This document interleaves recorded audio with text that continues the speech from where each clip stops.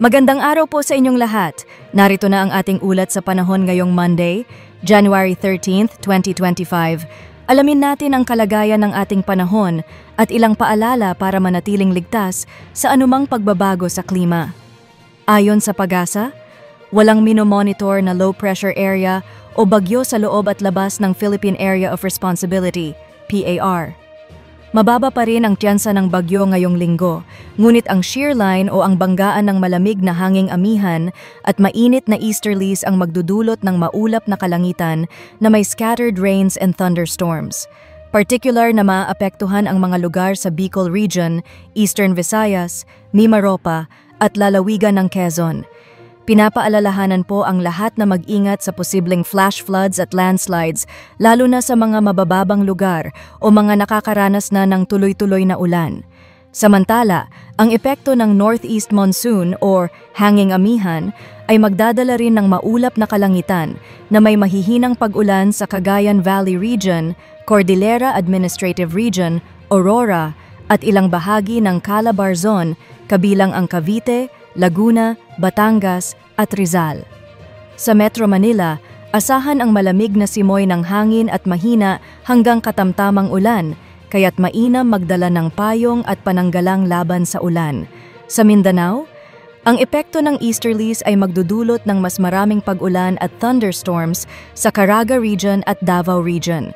Dahil dito, muling pinaaalalahanan ang ating mga kababayan na mag-ingat sa flash floods at landslides, lalo na sa mga lugar na malapit sa ilog at bundok.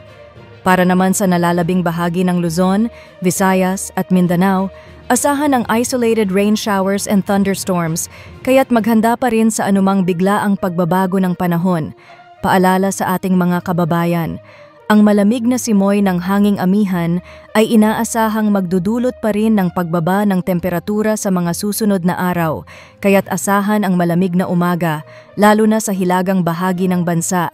At sa ating lagay ng karagatan, dahil umiiral pa rin ang hanging amihan, nakataas ang gale warning sa mga sumusunod na lugar: Batanes, Ilocos Norte at Ilocos Sur, Cagayan, kabilang ang Babuyan Islands, Aurora, hilagang bahagi ng Quezon, kasama ang Polillo Islands, Camarines Norte, hilagang bahagi ng Camarines Sur, silangang bahagi ng Catanduanes, Albay at Sorsogon, Northern Samar at silangang bahagi ng Eastern Samar. Magiging maalon ang karagatan sa mga nabanggit na lugar, kaya't mahigpit pong pinapayuhan ang mga mangingisda at may maliliit na sasakyang pandagat na huwag munang pumalaot upang maiwasan ang sakuna. At yan ang ating lagay ng panahon ngayong araw. Para sa iba pang updates at impormasyon tungkol sa lagay ng panahon, huwag kalimutang mag-like, mag-share at mag-subscribe sa aming channel.